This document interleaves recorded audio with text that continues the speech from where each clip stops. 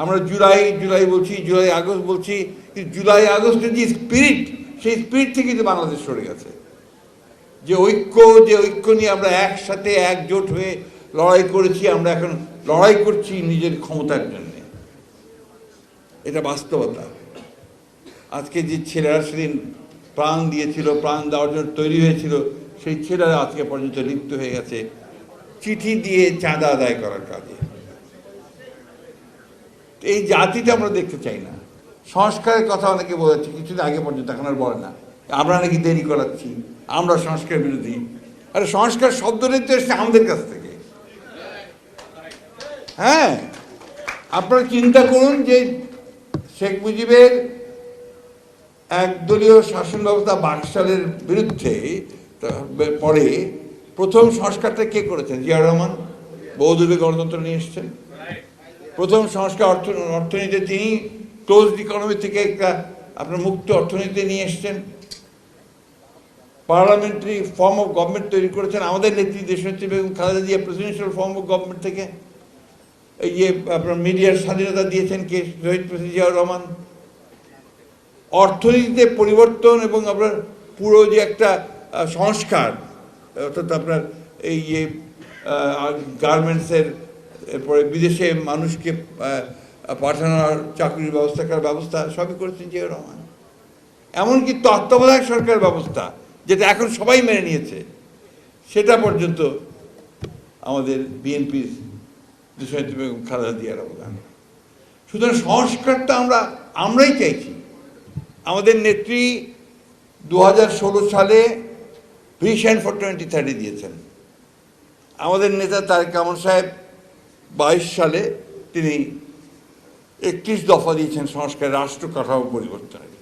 সেগুলো নিয়েই তো এখন কথা বলছেন 23 সালে। সেগুলো নিয়েই তো এখন এই মাসের পর মাস বসে কথা বলছেন। অথচ খুব সংক্ষেপে এই কাজগুলো কিন্তু হয়ে যেতে পারতো। কাজল সাহেব খুব ভালো করে জানেন যে বিষয়গুলো নিয়ে আছে। কারণ কতগুলো অলিক ধারণা তারা নিয়ে এসছেন। তার মধ্যে একটা হচ্ছে কি, যে আপনার পিআর, আপনার প্রপোর্শনাল রিপ্রেজেন্টেশন, এটা তো আমাদের দেশের লোক এখন জানে না। জিজ্ঞেস করে পিআর এটা কি ভাই, এটা তো আমরা ঠিক জানি না এটা এক্স্যাক্টলি কী। আসলে বিষয়টা তাই।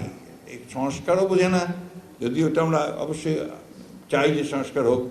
সাধারণ মানুষ কিন্তু চাই যে একটা নির্বাচন হোক, সেই নির্বাচনটাতে একটা নতুন সরকার আসুক, যে সরকারটা তারা নির্বাচিত করতে পারবে, যে প্রতিনিধি তারা নির্বাচিত করবে, তাদের কথা বলার লোক তারা পার্লামেন্টে নিতে চায়।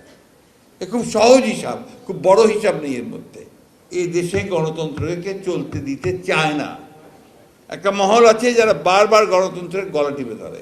এমনকি শেখ মুজিবুর রহমান ওই কাজটা করেছেন, একদলীয় শাসন ব্যবস্থা করেছেন, তাই না?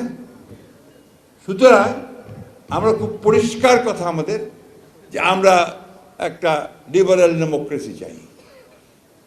আমরা চাই যে আমাদের দেশের জনগণ তার ভোটের অধিকার ফিরে পাক, তার ভোটের অধিকার সে ভোট দিক, ভোট দিয়ে তার প্রতিনিধি সে নির্বাচিত করুক, পার্লামেন্ট তৈরি হোক, সরকার তৈরি হোক, তারা চালাবে 5 বছর।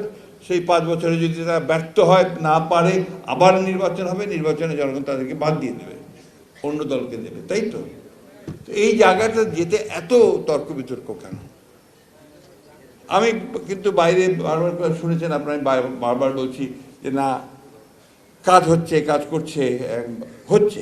আমি বলবো না যে হচ্ছে না, অবশ্যই কাজ হচ্ছে। কিন্তু আমার মনে হয় আর দেরি করা অধ্যাপক ইউনূসের সরকারের জন্য সঠিক হবে না।